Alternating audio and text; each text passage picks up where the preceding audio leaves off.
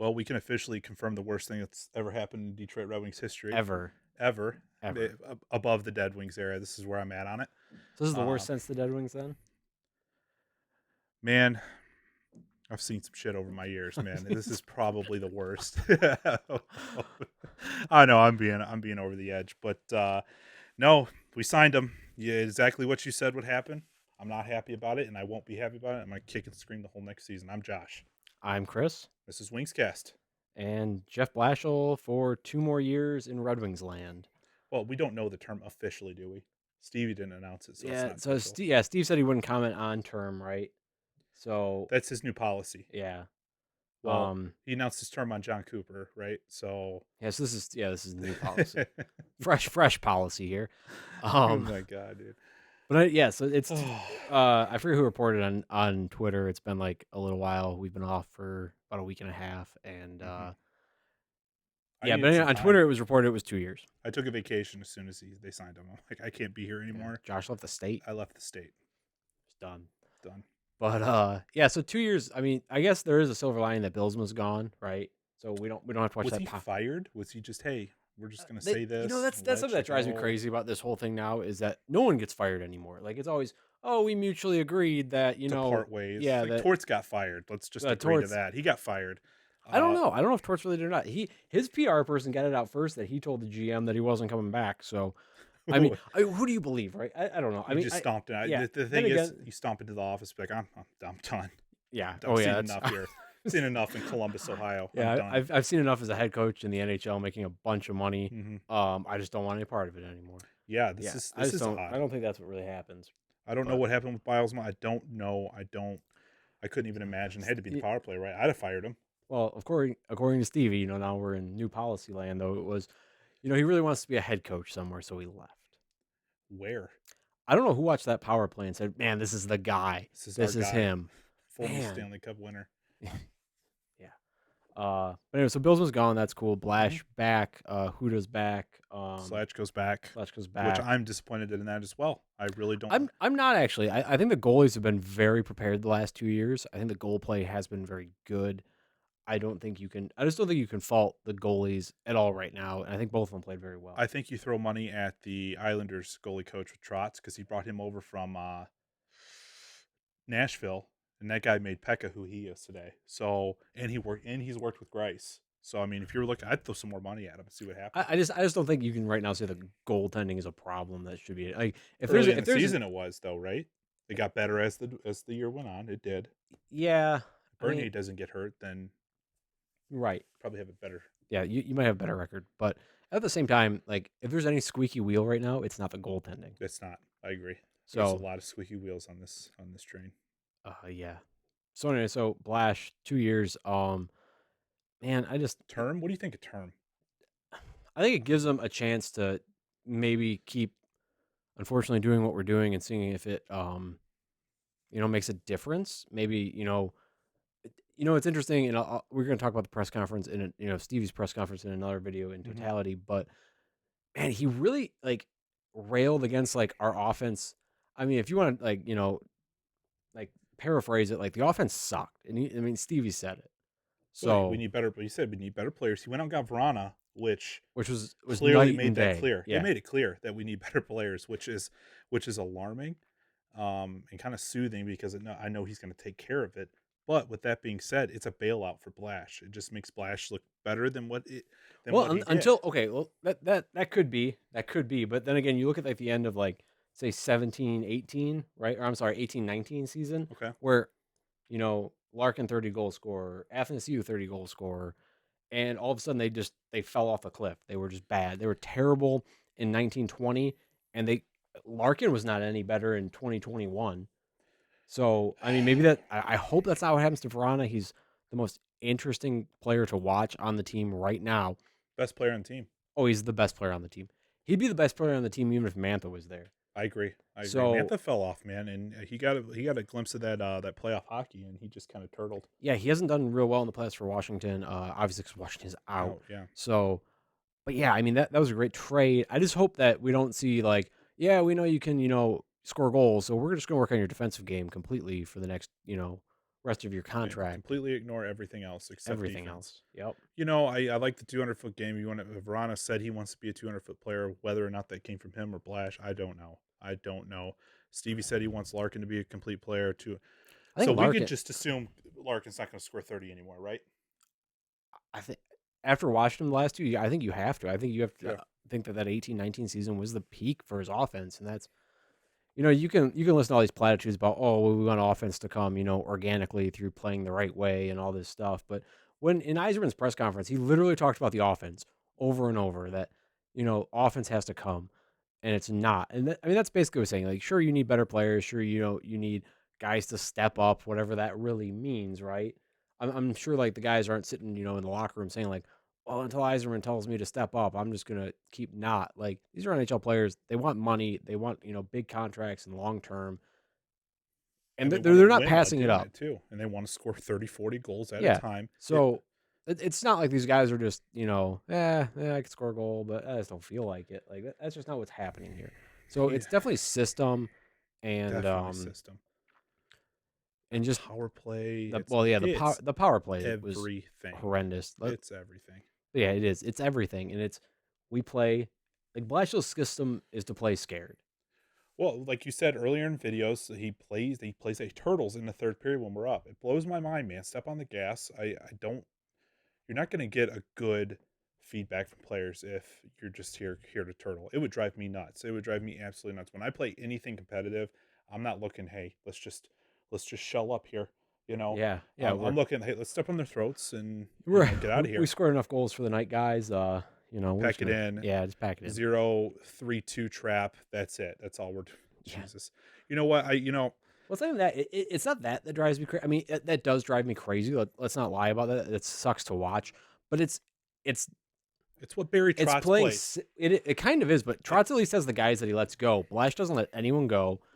It's play safer than safe.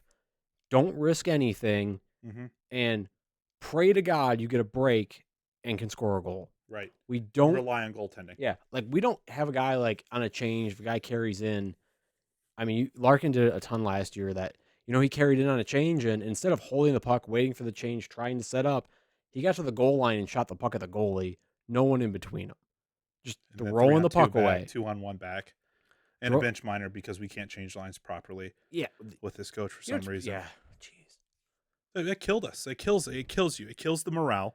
And I mean, I kind of blocked that out. Like, yeah, the too many men I've kind of blocked out. I don't know. that's a coaching problem. Every coach that I've talked to, listened to, listened to on interviews or whatnot, that's a coach problem. They will admit that. And we had a lot of them We last led the year. league. Who the hell is running the bench? Okay, this person's running the bench. Who runs that person? Jeff Blashill. So Blash is sitting there playing with his mask. So right? And right, that's what it is. Trying yeah. doing this. Oh yeah. I'm not. I believe in Eisman. I think he's going to do exactly what he said he's going to do. I think he's going to rebuild us. We're going to be back to glory. Probably not like we were, obviously, because of salary cap. But this sent me over the edge. I saw it in my pit of my stomach, heart dropped, whatever you want to say. I packed up my shit and I went to Florida because it drove me absolutely up the wall. It drives me up the wall that this guy still has a job, one of the longest tenured coaches in the league. That's the other thing. Like, what do you have to do to get fired at this point if you're Jeff Blashill? Like, what? I mean, what does it take? Like, you went through a historically bad season. You went through a bad season. I mean, you've gone off the historically bad cliff. seasons. Yeah, I We mean, went off the cliff last year. We haven't landed right? yet. Yeah, we're still We're falling. not at the bottom. Yeah, I mean, but it's like, oh yeah, I'm giving my support to this guy because we're terrible. Like, what do you? Like, what is? Man, yeah, I don't know. I guess, yeah. Sit here and pull our hair out. I'm clearly obese because of this, and it's driving me up the wall that this guy's still coaching. I mean, It's not about eyes. I'm not there's mad at good Eiserman. coaches being fired out there, right? I mean, at least relatively good coaches. Talk it, man. That's a no-brainer for me. I mean, we'll talk about that later. But I mean, There's relatively good coaches sitting on the bench somewhere too, waiting too, right? I would mean, never bring Torts in because he's Oh so no, I wouldn't toxic. either. Obviously, Yeah. especially with this young group, he's going to drive them right into the ground. But there are good coaches out there. There are good coaches that are assistant coaches right now. There are better caliber assistant coaches out there than Blash as a head coach. I would agree with that. And I would say half the teams have a better assistant coach than we have a head coach. Half of them. I don't know about that. Half of them. I'd have to see it, right? But I mean, you don't know. But yeah, at the same time, yeah, it's just like Is it not like, okay, well, we can get a change and just try something? Like, this hasn't worked. He said coaches don't make the he could sit here and fire coaches and bring him in and stuff like that. It's not going to solve anything. But here's the thing: we've seen what we've needed to see here.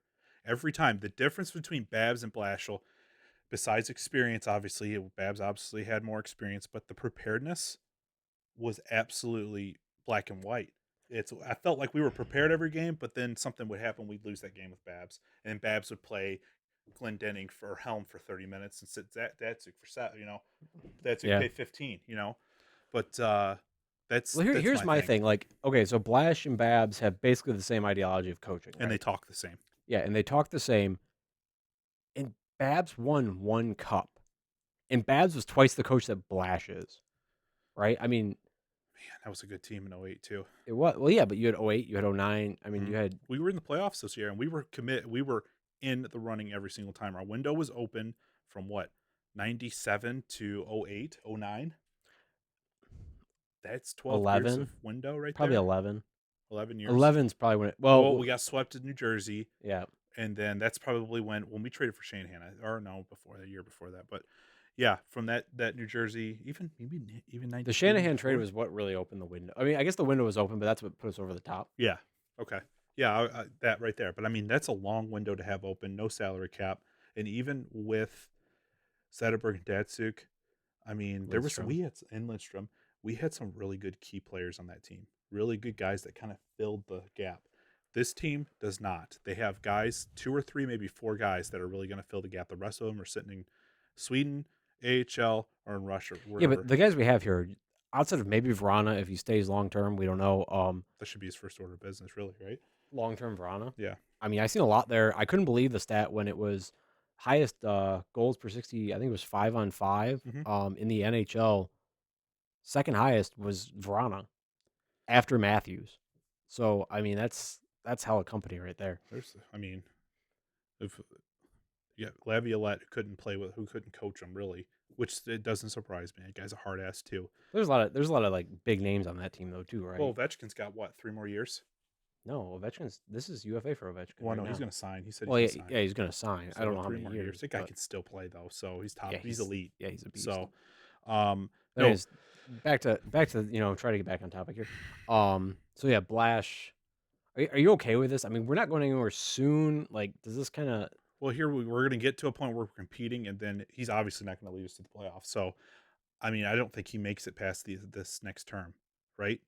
I That hope doesn't make that sense. I'm not I hope okay with that it because I'd like to see us grow with the coach instead of Blashill, because yeah. we're going to get good and we're going to have all this talent, and then we're going to play the same game over and over again. We're going to get against teams like Nashville. We're going to get teams like Carolina now, Florida, Tampa, and we're going to turtle in the third, and they're just going to come out and blow our ass out. That's just how it's going to be if we keep him down. Now, if we have a coach that comes in and decides, hey, we're going to step on everybody's throat at the same time, we're going to get everybody back for the times when they beat us, then that's the coach you want, because one, he's not going to rush it. Two, he's going to fire these guys up. That's kind of where I think of like Gallant, and I think Gallant's interviewed with the Rangers, and I think that I don't know if there's if he's going to land up there or not.